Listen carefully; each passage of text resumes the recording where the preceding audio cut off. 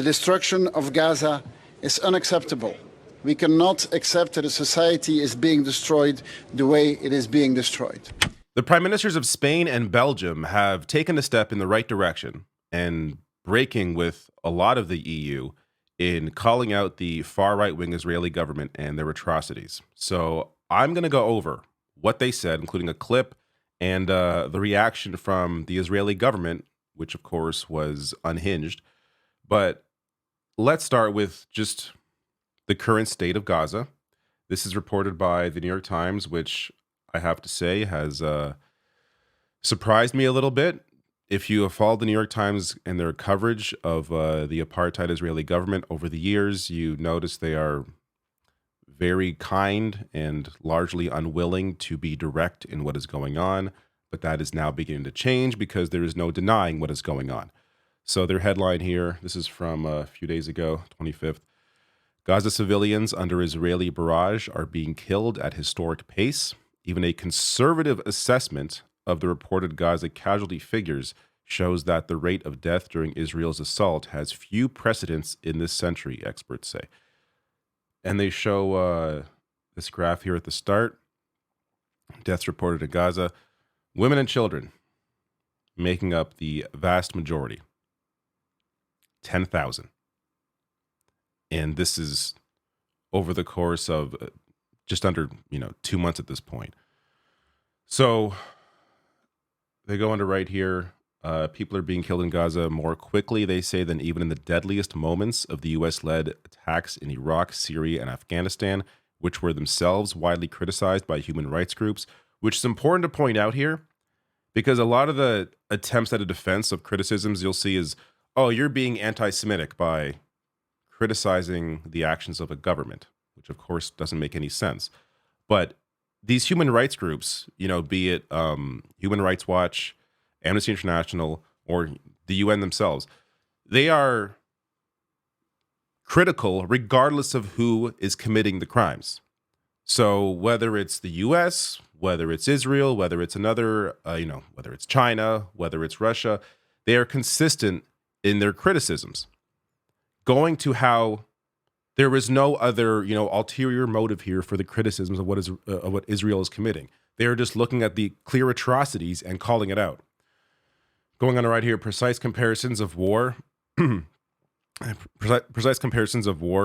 dead are impossible, but conflict casualty experts have been taken aback at just how many people have been reported killed in Gaza, many of them women and children, and how rapidly. And I just want to show the expert statement here. So, they go on to write, Israel's liberal use of very large weapons in dense urban areas, including U.S.-made 2,000-pound bombs that can flatten an apartment tower, is surprising, some experts say. Quote, it's beyond anything that I've seen in my entire career, says Mark Garlasco, a military advisor for the Dutch organization PAX and a former senior intelligence analyst at the Pentagon. To find a historical comparison for so many large bombs in such a small area, he said, we may have to go back to Vietnam or the Second World War. So what Israel is doing is unprecedented, according to experts in the field.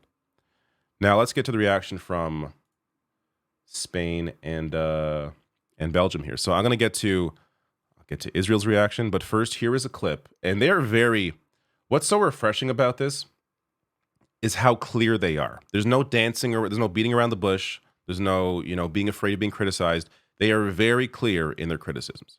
A military operation needs to respect international humanitarian law. The killing of civilians needs to stop now. Way too many people have died. The destruction of Gaza is unacceptable. We cannot accept that a society is being destroyed the way it is being destroyed. We know that the World Food Programme has around 1,300 tons of supplies ready to be delivered to the people of Gaza.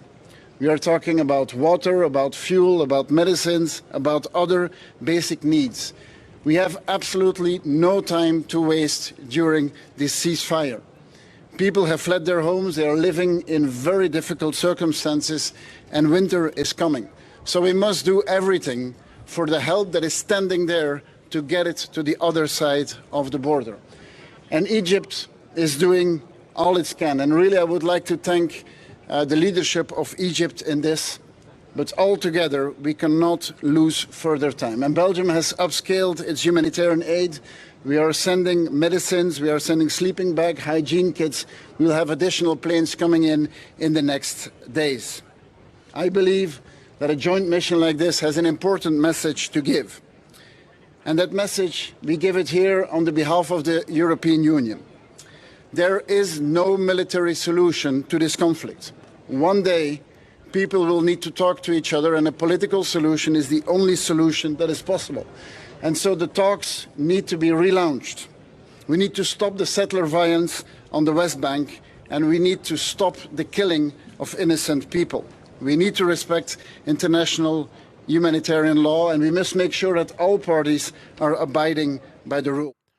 All right, so I'm going to get to how the Israeli government reacted to this fairly tame statement of the facts. But that statement there delivered by Belgian Prime Minister Alexander de Croo, standing alongside Spanish Prime Minister Pedro Sánchez. It's direct, it's clear. It's the reason why this stands out is because other world leaders, at least many of them, have not been willing to state the basic facts as were stated here. So it's not like this is some outlandish statement or some, even charged language. It is just stating what is factually going on. So the breakdown here: international law must be respected, as I've showed many times. Here's an example. UN chief says clear violations of international humanitarian law in Gaza. So that's what he's referring to. You could also even go back just generally about settlements and apartheid. Israel settlements have no legal validity, constitute flagrant violation of international law. So this is from 2016. So Israel has been breaking international law for a while, but of course you could argue to a different degree over the past couple of months. So that's what that's referring to. Then killing of civilians must stop. I would hope we can agree. The destruction of Gaza is unacceptable. There is no military solution to this conflict. There is only a political solution. We need to stop settler violence in the West Bank, and that's what this refers to here. There is no, this is great.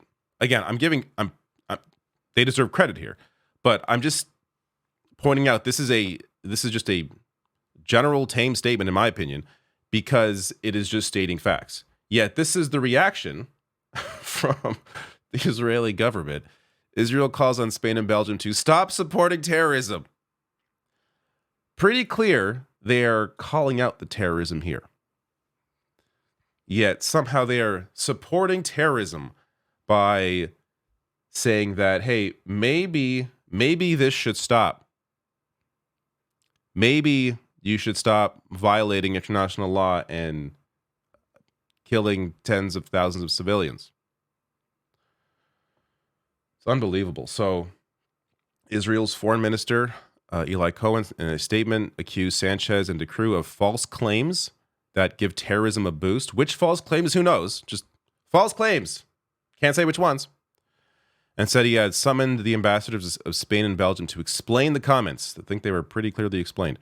Israeli Prime Minister Benjamin Netanyahu also weighed in, saying the two European leaders had failed to spotlight what he called crimes against humanity committed by Palestinian militants and Hamas, which is so ridiculous considering these two have strongly condemned the attacks by Hamas on October 7th, but have also been the most vocal EU leaders on the need for a ceasefire and respect for humanitarian rights in Gaza. They've, of course, called out Hamas. Of course. But this another example. I don't know how many examples we have to show, or I have to show, of just how the facts don't matter when it comes to the Israeli government. It doesn't matter that these leaders have called it out before. I've called it Hamas. It doesn't matter at all, because they criticized Israel and they called out the settlements, and that's all you have to do to offend this far right wing Israeli government and their apartheid. So shortly after Netanyahu's comments, Spanish Foreign Minister Jose Manuel Alvarez said in a video statement that the accusations of the Israeli government are false and unacceptable. We categorically reject them. So good on the government here, and not, just capitulating and apologizing for stating facts. They actually stood up and doubled down on their statement. So, you'll see often when Israel criticizes another government and their statements, you'll see them apologize or walk back the statements in some way. Not being done here. Really good to see that. Just generally as well, I just want to include this context. France and Spain, together with other countries such as Ireland and Belgium, have taken the most critical European stances on Israel's conduct in the Gaza war. And by the way, I was going to say, calling it a war is not. It's not. Hamas are terrorists. They're not a military. They don't have a military. They don't have planes. They don't have tanks. It's not a war. You're seeing one side absolutely dominate, bombard Gaza, killing the vast majority are civilians. So this is not, I would not call this a war. It's a humanitarian crisis. It's a genocide. But that's an aside. The counterpoint to these positions is represented by countries such as Hungary and Austria, which together with the Czech Republic and Croatia voted against the UN resolution demanding a ceasefire. So that was about a month ago. It appears there may be some movement now, at least coming across this. Gaza humanitarian pause should evolve into a permanent ceasefire, says EU's top diplomat. So there is some potential here for the EU at large, or I should say largely, potentially moving towards more towards what Spain and Belgium and Portugal and a couple others are calling for. So we'll have to see where all that goes. I just want to end on this as well. I put this out on the community tab. If you click the community tab on my channel on YouTube, a lot of videos now criticizing the right-wing Israeli government are being demonetized. So you can see by the yellow thing there, making it hard to support this kind of content. So I push people towards, if you you want coverage of this crisis and you enjoy my perspective and you think I'm offering something, patreon.com/therationalnational or the link below in the description box on YouTube. It goes to the same thing. therationalnational.com/join also gets you to the Patreon page. Support in whatever way you can. I'm suggesting here $7 a month because for that tier, I'm going to start doing weekly exclusive vlogs, just discussing. It could be random things. It could be how I'm feeling about certain issues. It could be stuff I don't want to talk about publicly because it's not going to be productive. So if you are interested in that kind of content or just want to support me generally, Patreon page right there, and I will link to it below the video as well. It is becoming tougher and tougher for channels, and this is not just my channel. I'm seeing a lot of channels when they're covering Israel and they're doing it critically. A lot of those videos are not getting a lot of views. So it's not just demonetization, it's also, and this is my opinion, but it's what appears to be deplatforming, where a lot of the videos are not getting pushed into recommended feeds. So, the reasoning behind that, I think, is that I'm sure at least some of the advertisers on YouTube are aligned with the Israeli government, and they don't want to be seen on videos critical of the Israeli government.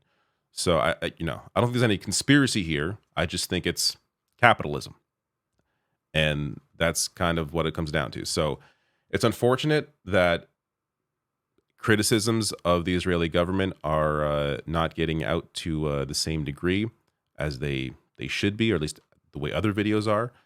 But there are ways to help support this kind of work that allows us to continue being critical of what is going on.